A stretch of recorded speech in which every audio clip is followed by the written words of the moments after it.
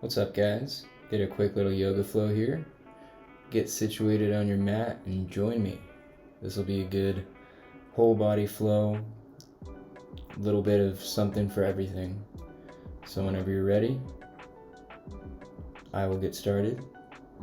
I like to give people a little bit of time to get situated at the beginning. So just meet me on your hands and your knees.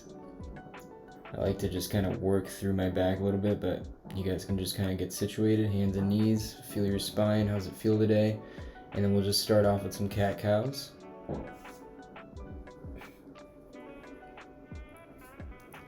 Tucking the lower back, breathing in, and then tucking the abs in, breathing out.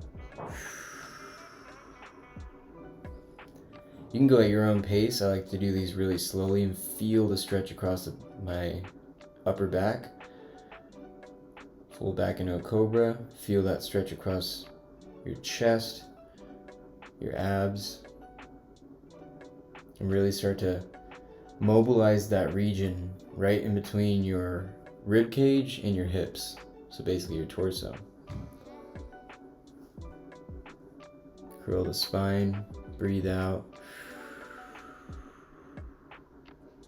Now push up, walk your feet forward, fold forward. You can just grab your elbows and dangle. Feel a nice stretch here. You can always have a slight bend in the knees, still stretching a different part of your hamstring. You can also play with straightening the knees out a little bit, whatever feels best for you. But just kind of use this time to relax, decompress, and feel that stretch across the whole backside of your body. You can start to shift to one side or the other, straighten one leg, bend the other, straighten the other leg, bend the one you straightened before, and just kind of shift back and forth to get that deeper stretch in each hamstring. Keep your breath nice and steady, slow, deep. You want to breathe slowly and deeply because this will send a message to your nervous system to basically relax. And that's what stretching is about. It's about getting your muscles to start relaxing in these more further ranges of motion. So now we'll walk forward, come into a plank, hold this here nice and stiff, lower down, peel up, breathe in through the nose. Always try to do your breathing through the nose. Shift hip to hip. Now feel the stretch on the front side of your body, kind of the opposite of what we just did.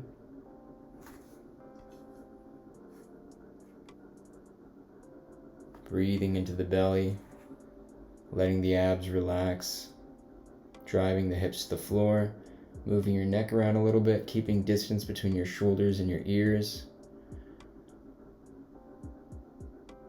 Shift onto your knees. My dog is in the way. Now bring one foot forward, bring your right leg forward, or your left, just make sure you keep track, and come into a pigeon. I'm just shifting here so you guys can see. Make sure that your foot, or your leg rather, your calf, is perpendicular. Is perpendicular to your thigh, meaning there's a right angle between your calf and your inner thigh, your hamstring.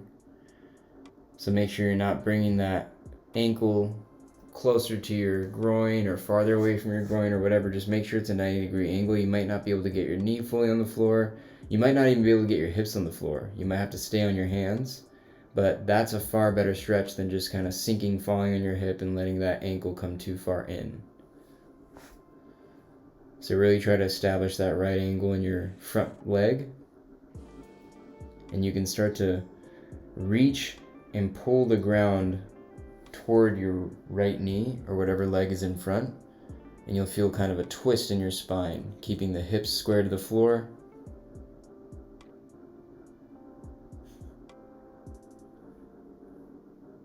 My dog was chewing at something he's not supposed to. Now we're going to switch out the legs.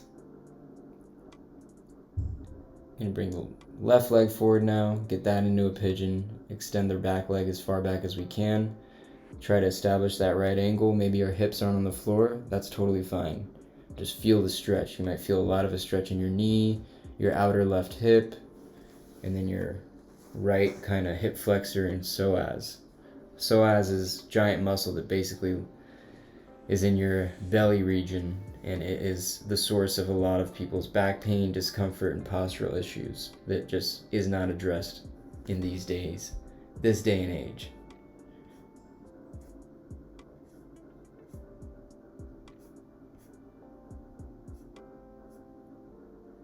Now breathing here, reaching for that knee, toward that knee rather, kind of feeling a twist in the spine, almost like you're trying to crack your back in your desk at school.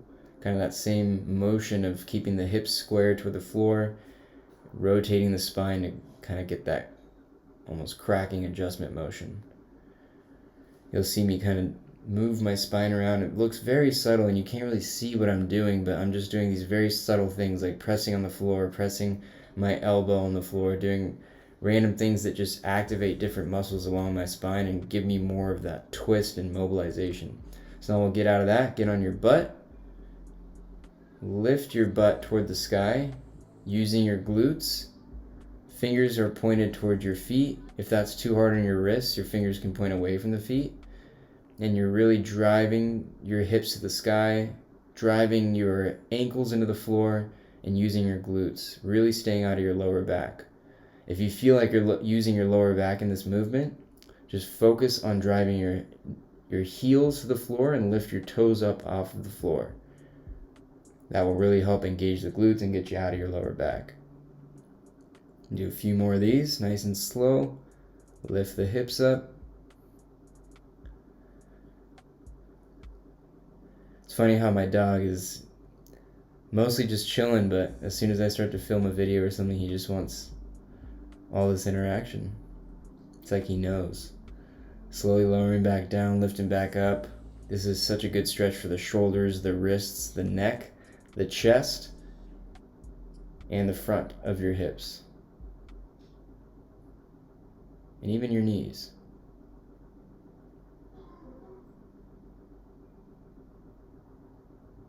Lifting back up again.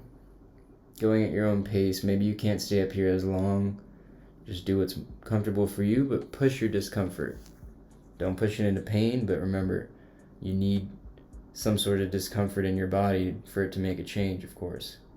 You need to be pushing some sort of limit, whether it be flexibility, strength, endurance, whatever. Now reach up. We're going to do a forward fold, legs straight out in front of us. Try to drive your chin to your ankles, but don't push too hard. Try to strike a balance between relaxation and slight effort to push that stretching limit, but to stay relaxed. Keep the breathing steady. Steady and slow. Very important. Remember, stretching is about relaxing. If you're just grimacing the whole time and trying to push and push, you'll get more flexible, but it's going to take you a whole lot more time than it would take somebody who's focusing more on just being relaxed and, again, striking that balance of effort and relaxation. You can play with pulling the toes toward you, pointing the toes away from you.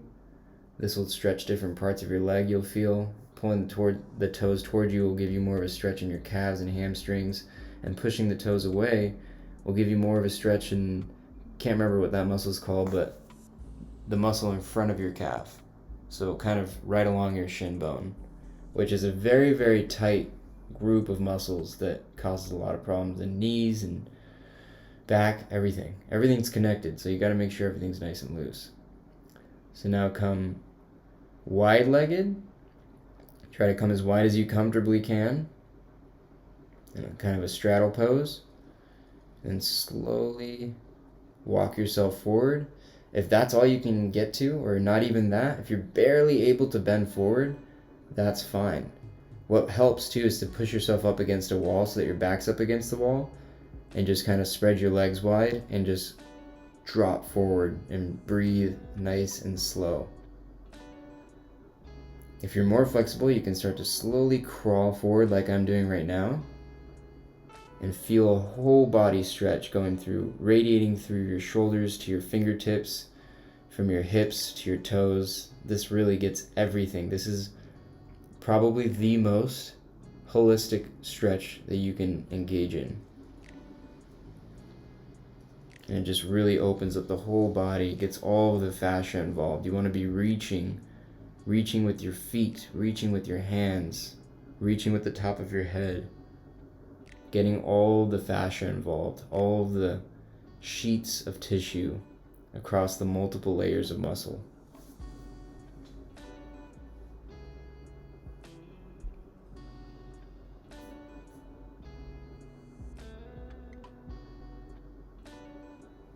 Breathing slowly here.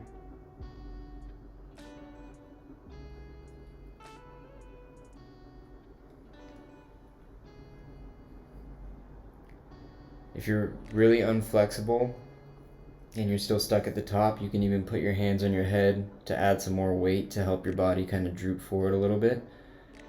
And now if you have the ability, go ahead and lean to one side, reach for one foot. And again, you don't have to go as deep or as far as I am. Even if you're stuck at the top, just making the effort to go toward one side will be huge for you. Reaching up and over, actively reaching like you're actually trying to grab something makes a huge difference. Again, it'll activate all of that fascia, all these multiple layers of muscle that you really want to access. You really want to get a full body holistic stretch, especially when we're doing, what is this, just 15, 16 minutes of stretching. Not going to accomplish much unless you put this type of effort in. Now shift to the other side. Reach up and then over. Really exaggerate that reach.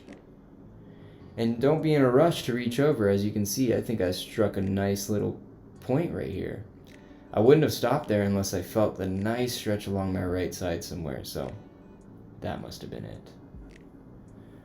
Feel your body. Everybody is different. Where you feel the stretch, where you feel the engagement, where you feel the release or kind of problem area in your body, you want to stop, breathe, and spend time there. That's the goal of yoga. Yoga is not, there's never a set way of doing yoga. Yoga is simply movement, breathing, balance, and creating space within your body and space within your mind. So now we'll bring one of our legs underneath and one of our legs over so that we're in this kind of cross-legged pose.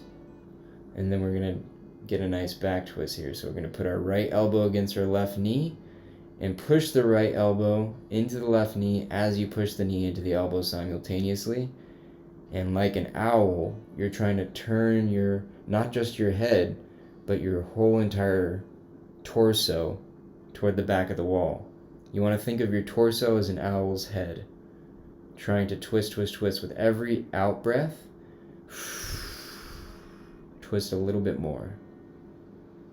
With every in breath, relax, let there be space, and then with the out breath, contract and deepen the stretch. And that's kind of a philosophy you can follow. So now we'll switch. You do the fancy switch where you don't have to shift your feet at all. You just kind of swirl around and end up in the same position on the other side.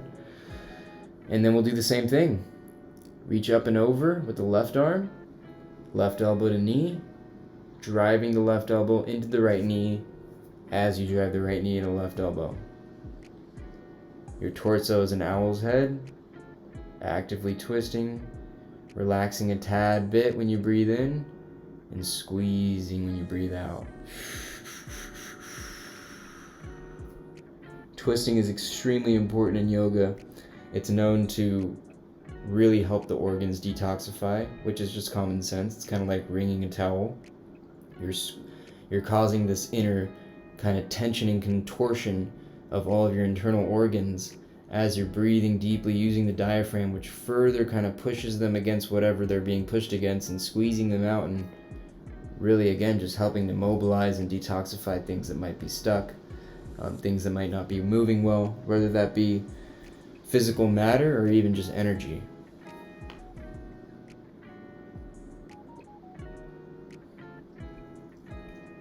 Now we relax. We go into a corpse pose and heavily relax. This is the hardest pose for me, actually. I encourage you to stay here for at least 3 minutes. It's one of the most beneficial parts of yoga and probably the most important pose that I skip a lot. When I don't skip it, I notice immense benefits. Gravity is your best chiropractor. So when you lie on the floor like this, you completely relax and you let gravity do its thing.